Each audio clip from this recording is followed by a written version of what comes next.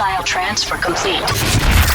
This is Arizona Route 66, the podcast. Stories about the people, places, and events found along the main street of America in the Grand Canyon State.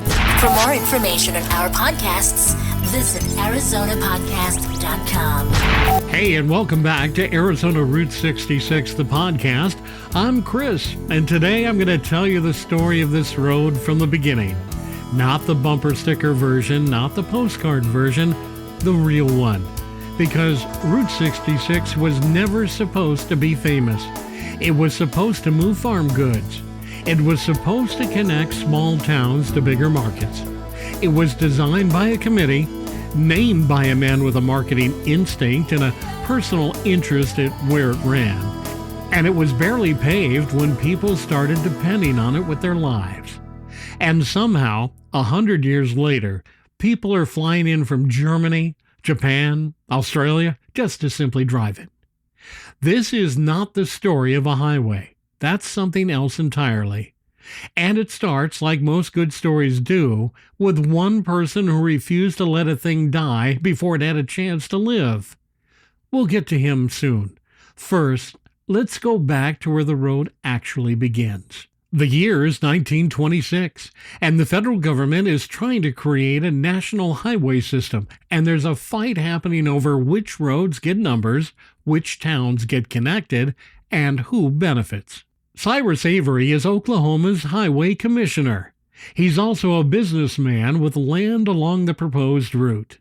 So when numbering debates start, Avery pushes hard.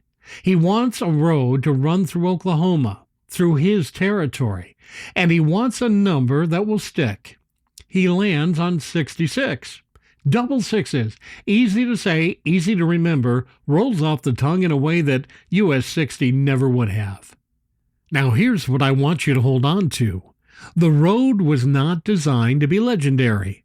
It was designed to be useful. The number was not chosen for poetry, it was chosen for marketing. And the path was not chosen for scenery, it was chosen for commerce and, frankly, for politics. And yet, here we are. Arizona did not fully pave its stretch of Route 66 until 1938. Think about that.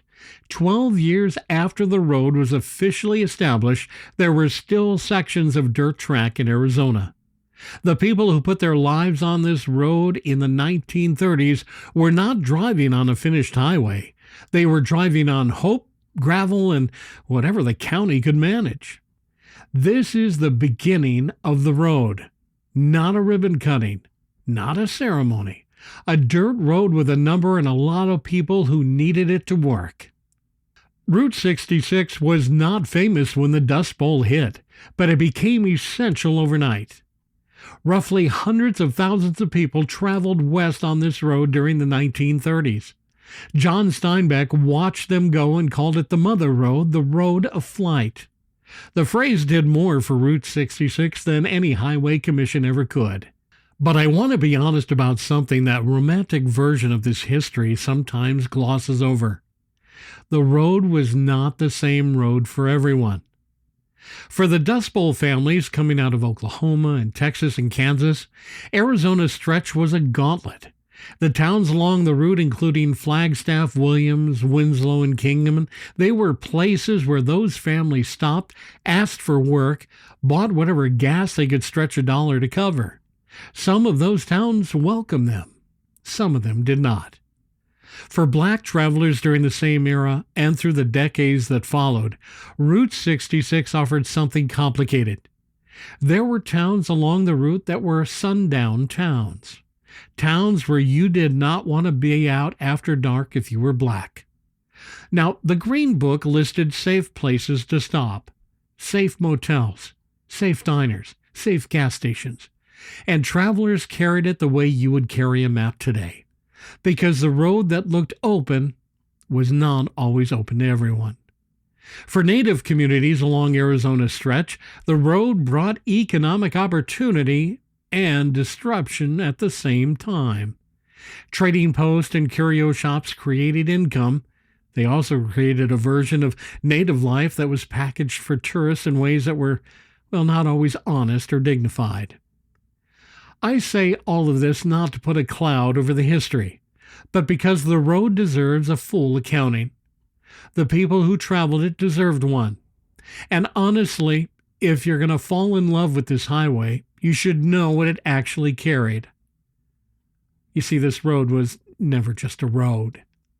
Post-war America fell in love with the open road, and Route 66 was the place to do it. Bobby Troup packed up his car and drove from Chicago to Los Angeles with his wife, Cynthia. He was a songwriter heading west to try his luck. Now, somewhere on that drive, he started jotting down the names of the towns they passed through. Cynthia looked over it while he was writing and said, "Why don't you write a song about getting your kicks on Route 66? He did. Once they got to California, he played it for Nat King Cole, and it became a hit almost immediately. That song did not just describe the road, it invented the road's identity for an entire generation. The television show came out in 1960. Two young guys in a Corvette driving from town to town finding America. The neon went up. The motor courts filled. The diner stayed open late because the customers kept coming. Arizona stretch became one of the most photographed stretches of highway in America. The Wigwam Motel in Holbrook, those concrete teepees you see in every Route 66 photo collection, lit up the night like something from a dream. The Painted Desert, the Petrified Forest, the Meteor Crater, and the Grand Canyon. People were not just passing through anymore, they were coming to see. And that distinction matters, because when the interstate came, it could move the traffic, but it could not move the reason people wanted to be here in the first place. September 22, 1978. Interstate 40 opens between Kingman and Ash Fork.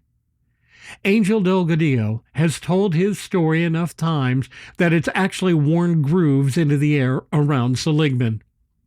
9,000 cars a day through a town. Then at 2:30 in the afternoon, the traffic was gone. Just like that. The town went quiet.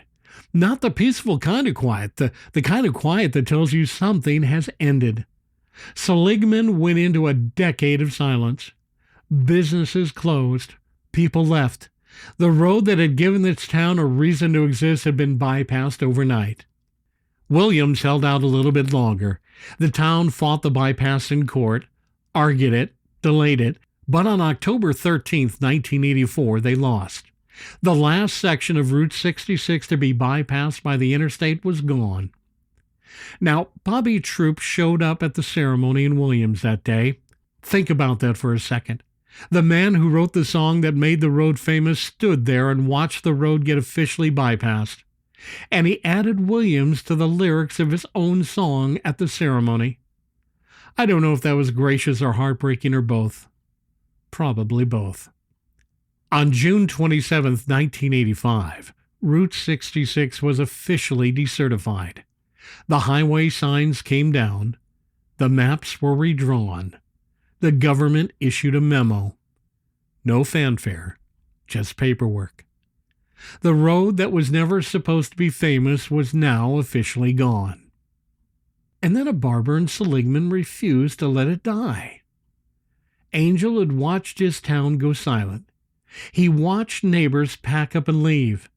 And somewhere in that silence, he decided that the road still meant something, and that someone needed to say that out loud. He gathered business owners. He wrote letters. He called anyone that would listen. And on February 18, 1987, he formed the historic Route 66 Association of Arizona. 9 months later, Arizona declared the stretch from Seligman to Kingman the first officially designated historic Route 66 in the country. That revival started here, in Arizona, at a barber shop. Angel's shop is still there in Seligman. The chair is still there. People come from Europe to sit in that chair. That's not nostalgia. That's something deeper than nostalgia. That's what happens when one person decides a thing still matters and acts like it does before anyone else believes it. The international interest in Route 66 is something that surprises people when they encounter it for the first time. Germany has entire Route 66 travel clubs. Japan has published Route 66 guidebooks for decades. Australia, the United Kingdom, the Netherlands, the road that was bypassed and decertified and quietly put to rest in 1985 became a global destination in the years that followed. The interstate could move the traffic faster, but it couldn't give people what Route 66 gave them. And apparently, the whole world noticed. Arizona holds the longest continuous drivable stretch of Route 66 in the nation, 158 miles from Ash Fork to the California state line. And in 2026, the road turns 100 years old. The centennial is not just a date on a calendar for the communities along the Arizona stretch. It's a moment they've been building towards. The Hotel Beale neon sign in Kingman is being relit after 40 years of darkness. Seligman unveiling a centennial monument. The fun run in May will bring hundreds of classic cars through towns the interstate tried to bypass. The national push to designate Route 66 as a National Historic Trail is gaining ground in Congress. The road is not just surviving. In many stretches, it's thriving. And here's what I keep coming back to. Cyrus Avery picked a number because it would stick in people's minds. He laid a road through territory he had a personal stake in. He was a politician and a businessman doing what politicians and businessmen do. He was not building a legend, he was building a road. Bobby Troup wrote a song on a drive with his wife because she had a good idea for a title. He was not trying to define an era, he was trying to get a hit. And Angel? He gathered some business owners in Seligman because he didn't want his town to die quietly. He was not trying to start a global preservation movement. He was trying to save his neighbors. None of them set out to build something famous. And that, I think, is exactly why it's lasted. The road that was never supposed to be famous became the most beloved highway in the world because the people along it kept deciding, generation after generation, that it still mattered, that the towns still mattered, that the diners, the neon, and the two-lane blacktop in the communities built around it still mattered. And 100 years in, I think they were right. Hey, thanks for spending time on the road with me today. If you've not driven Arizona's stretch of Route 66, I hope this gives you a reason to do so. And if you have, I hope it gives you a reason to come back. You can find us at ArizonaPodcast.com. And don't forget, subscribe wherever you listen to podcasts so you don't miss what's coming next. Hey, if you've got a story from the road, a town you love, a place you think more people should know about, reach out to us. We'd love to hear from you. You can reach Mary and I at letstalk@ArizonaPodcast.com. That's letstalk@ArizonaPodcast.com. Until next time, travel well, my friends. Program terminated. Thank you for listening to the Arizona Podcast. For more information on our podcasts, the people, places, events, or the sponsors heard, visit ArizonaPodcast.com. Available for download everywhere.